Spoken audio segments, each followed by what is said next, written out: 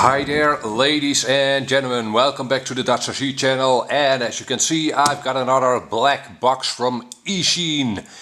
And this box contains the Eachine Racer 180, which actually is a bit of a deceptive name because it's not just any kind of racer, it's a Tiltrotor. What?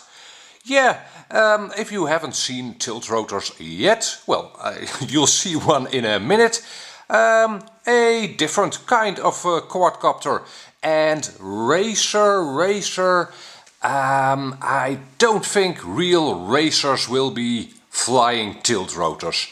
Again, it's a different kind of quadcopter, and it's not for everyone. But I really enjoy flying Tiltrotors. This is my fourth Tiltrotor, and again, I really like something different, especially if you already have a normal racing quadcopter. A quadcopter like this can be a lot of fun to also fly something different. Okay, so I got this one from Banggood, and I'll have a link in the description for you. In this video I'll show you what's up with this quadcopter, what it looks like, and give you my impressions, and then we'll take it out for a test flight as well. So let's see what's in this box. Okay, let's take a quick look at the quadcopter itself first, so you can see what a tiltrotor actually is.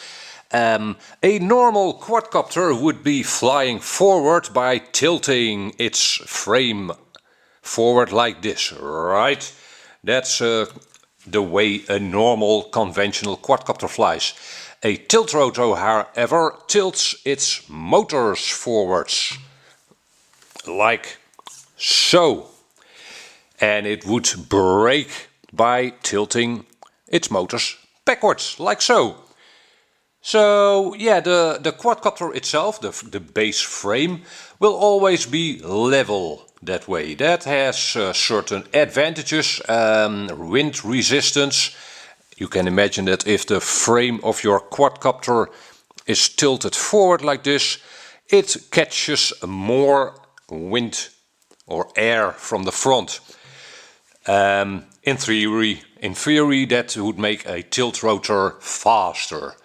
If that's actually true or not doesn't really matter, I think.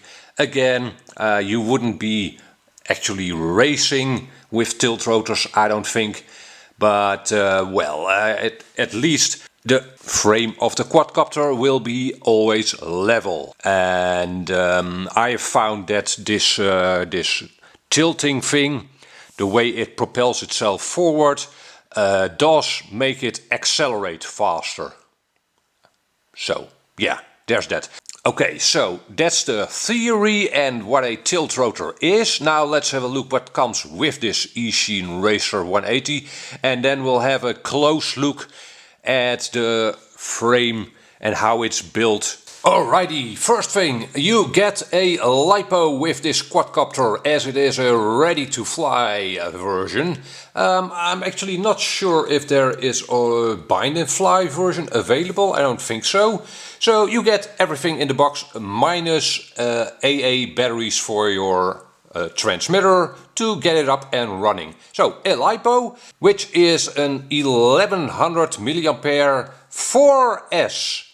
And a 25C Lipo, I think. I can already tell you that this Lipo, well, the one I got at least isn't the best. It's a little small. Your flight times will be short with this Lipo. I would probably suggest a 1300 and a good pack in that case. Yeah, surely if you buy this quadcopter you'll be shopping around for a few spare Lipos, otherwise you'd be done pretty quickly. Okay, and again, it's a ready to fly, so you get a charger as well, which is a balance port charger. It only charges 4S Lipos, and a power brick, which comes with a US plug, as you can probably tell, and a European adapter, so that's nice. Yeah, these chargers, I'm not sure. I'd rather see them give you a price reduction of a few euros on a real charger, right? But again, it's ready to fly, so they do have to provide you with a charger, I guess. Okay, the quadcopter comes with a full set of propellers and a full set of spares. These are 4-inch propellers, 3-blade bullnose propellers.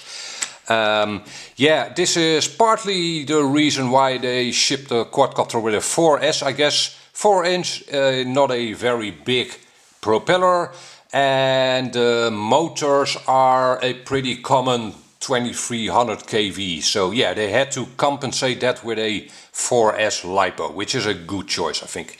Okay, you get some Velcro to secure the Lipo in the quadcopter, a wrench to secure the propellers. That's nice. Nice and small flat wrench, by the way, easy to throw into your parts bag or your transmitter bag, so that's nice, and some Allen keys.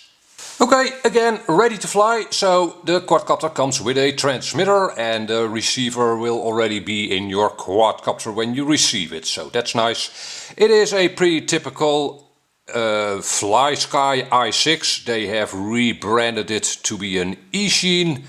I'm not sure why. On other quadcopters from Eachine it's just a FlySky. Anyway, these are pretty okay transmitters, I think. Yeah, I've had good luck with them. I am never really annoyed by these kinds of transmitters when flying them. I am used to more expensive transmitters, Futaba for instance. But yeah, these work out pretty well. The gimbals, yeah, feel okay. Nothing really wrong. They have a nice LCD display. Okay, let's see. You got a few switches.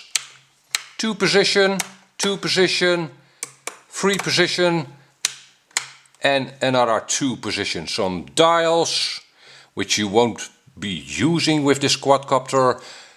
Digital trim switches.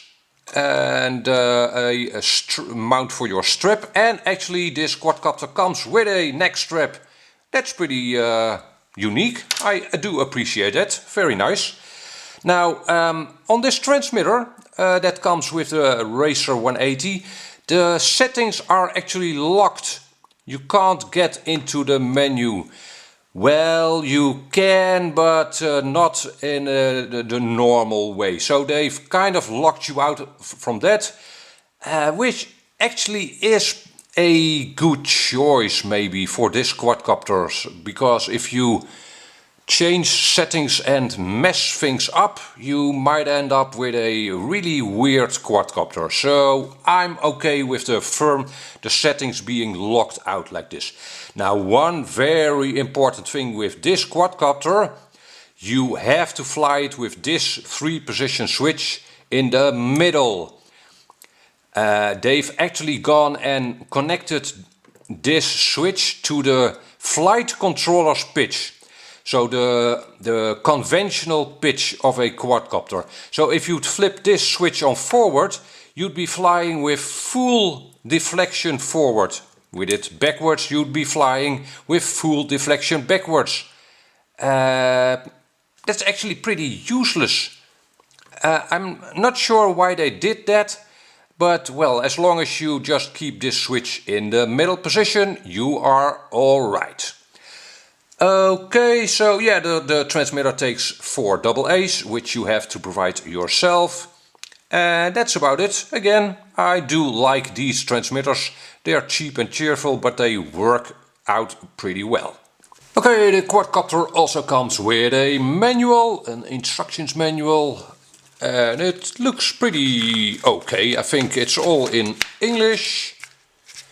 And there are some diagrams and even a blown up picture here to show you how to service, I guess, your quadcopter if you have to replace something. So that's nice. The manual is pretty okay, I think, in this case. Alright, and with that we have gone full circle back to the quadcopter itself. Now this might be a good time to put some specs on screen, and obviously you can pause the video if you want a closer look at those specs. And yeah, why have I gotten this quadcopter? Well, like I said, I like Tiltrotor, so I definitely wanted to try this one out. And the second reason is that it has this 1000 TVL camera, a CCD camera. So I was looking forward to seeing if they actually used a proper camera this time. I can already tell you that the camera doesn't have a lot of lag. That's of course helped by the CCD chip. Yeah, pretty nice camera this time. I think Eachine could use this camera on all its quads. It's certainly far better than the Wizard X220's camera. So yes, that's a nice touch. Okay, so this quadcopter has this Lexan canopy, mostly for looks, I guess. It does protect the Lipo a little bit and maybe the camera up on the front, but it's mostly for looks. And they've gone and made it look a little bit like a car, as you can probably tell. They could have gone a little further with that, in my opinion. Make the middle section a little higher. Yeah, but that's just my personal taste. They could have also provided some decals to make this on the side and the front look more like real windshields. Just some simple black decals, that would have been nice. But as you can see, it already has some decals on it. Those are provided on a separate sheet, which you can apply to your liking. And the quadcopter actually comes with a second canopy, a blue canopy. So yeah, that's nice. There is of course the chance that you might damage the canopy, so a second canopy is nice. All parts of the Racer 180 are already available as spares, so also the canopies. So that is pretty good, I think. I can really applaud them for making the spares available quickly. There is, of course, with any FPV quadcopter a chance that you might damage it in a crash, so spares being available is definitely a bonus. Okay, let's actually take the canopy off. It's held on with 4 pins, just like on a model helicopter, and that works out pretty well. It's securely in place. Alright, before I take the canopy completely off, I should show you this with the 2 pins at the front still connected and the 2 pins at the rear loosened. You can rotate the canopy on forward and access the Lipo over here. So that's pretty convenient, I think. Alright, and here is our naked frame. Again, Tiltrotor. And because of that tilting, they went with a little bit of a different frame setup. A conventional quadcopter would have a bottom plate and a top plate. And in this frame you get 2 vertical side plates in which bearings are mounted over here, and in those bearings the tubular arms are mounted. And that feels very secure actually, so that's pretty nice. Now if we take a closer look at the motor mounts, let me zoom in on that. This over here, the actual motor mounting plate, this might be a point of failure in this frame. I think they could have gone with a bigger plate. This is a carbon fiber plate over here on which the motor sits, so to speak. Yeah, 1 millimeter thicker carbon would have been nice, I think. I haven't really crashed the quadcopter yet, so I have no idea if it is really a failure point, but it looks like it. Okay, and if we go to this side over here, you see a servo, and that's, well, I guess that makes sense to have this tilting in a quadcopter, you need a servo to actually do the tilting. We'll have a look at the bottom of the quadcopter so you can actually see the servo arm and the linkages. Well, let's see. Yeah, at the front, over here, you can see that the camera is well protected by the frame. It's actually dead level with these two vertical side plates. So that is good, the camera is well protected. If we move on to the back of the quadcopter though, here you see the antenna mount for your video transmitter. And yes, the quadcopter comes with this circular polarized antenna. It is a right-hand circular polarized antenna. But this mount is a little bit on the fragile side. I guess you could push the video transmitter in a little more. But if you do that, you won't have access to these dip switches for your channel and band selection. Speaking of which, dip switches, that's not something I expected from a quadcopter of the end of 2016. Yeah, it does work of course, but it's not very convenient, I think. Alright, and in the middle of the frame you see these two battery straps to secure your battery on down. They aren't rubberized at the bottom.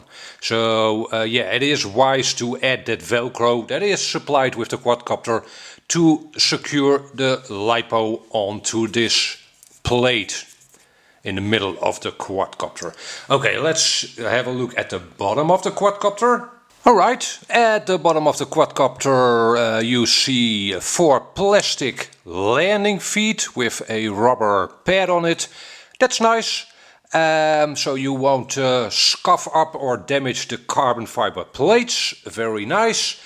And here is your servo arm, which is connected to 2 rods, which in turn connects it to the tilting mechanism. Here you can see the servo arm moving back and forth. And let's see, yeah, over here you see the receiver. In my case that receiver was a bit on the loose side. I've used better double-sided tape to secure it on down. And one thing you have to keep in mind, over here the lock nut securing these pillow balls to the arms and the servo arm is almost touching my receiver. Almost. So with the placement of your receiver you have to keep that in mind, that this servo arm moves back and forth. Okay, and 2 last things. On the left side of the quadcopter here you see a few connectors, but the most important one is over here, the USB connector. So you can connect it up with Clean Flight and maybe change some settings. For instance, the yaw rate and the pitch rate. You'll probably find that you want to increase both of those. Other than that, actually PID tuning doesn't seem really necessary. It flies pretty well right out of the box. And the very last thing I want to show you is these strips, which are LED strips. Now they are actually underneath the body, but I guess that looks very nice in nighttime flying. Let me actually hook them up for you. Alright, as you can probably tell, they are pretty bright. They aren't super visible in daylight, but in evening flights they really show up pretty well. So yeah, to be honest, I would rather have seen bright headlights to aid you in orientation, but these side strips do aid you in orientation a bit as well. So yeah, I do appreciate it and it looks very nice. Okay, with that all said and done, it's time to take this quadcopter up for a maiden flight. So let's head out to the field and see if this puppy actually flies. Alright, let's see if this baby flies. Now remember again, keep this switch on the right over here in the middle position. It is connected, like I mentioned before, to the pitch of the flight controller, so if you flip this switch on forward, yeah, you'd be flying full speed ahead. That's not what you want. So let's see. It is very windy, by the way, and it sounds like one of the propellers is actually rubbing against the canopy.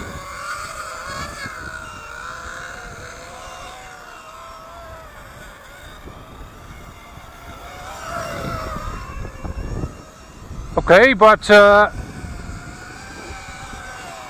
as you can see, the forward acceleration, well, that's a fast quadcopter. I do have to get used to it a little, of course. It's my first flight with it. Ah, damn. But as with the other tilt rotors I've flown, the forward acceleration is enormously nice. Cool. And it looks very weird, of course, compared to other quadcopters. It doesn't tilt forward at all. Okay, I've got someone walking through the park here. Let's be careful.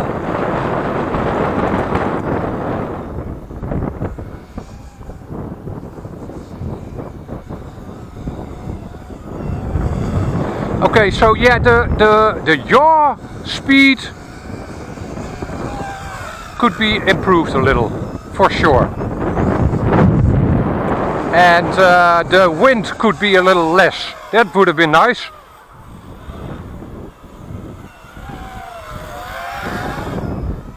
Yeah, I still have that sound of a propeller hitting the canopy or something, but well, who cares? It flies. I have to say that maintaining altitude is pretty easy. It almost flies as if it has altitude hold, which it does not.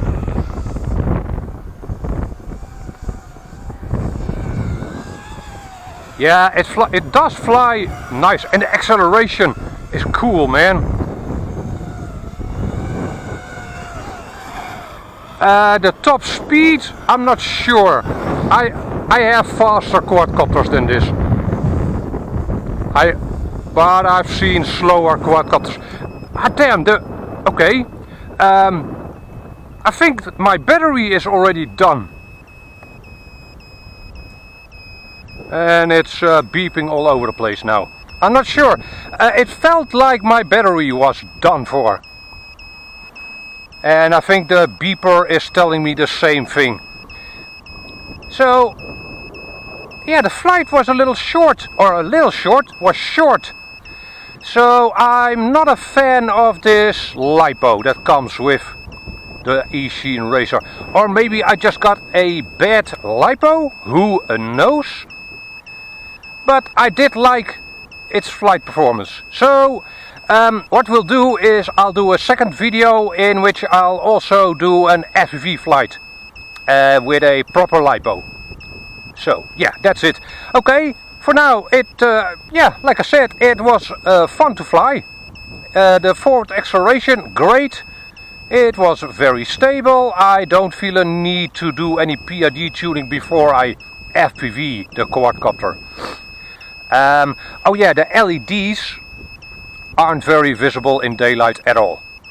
So yeah, there's that. But keeping track of the orientation wasn't hard either. So I'm okay with the LEDs not showing up that well. Okay, for now, thank you very much for watching. Like I said, I'll do an FPV video with this quadcopter as well. Will come up shortly. For now, thanks for watching and hope to catch you on the next video. Bye bye.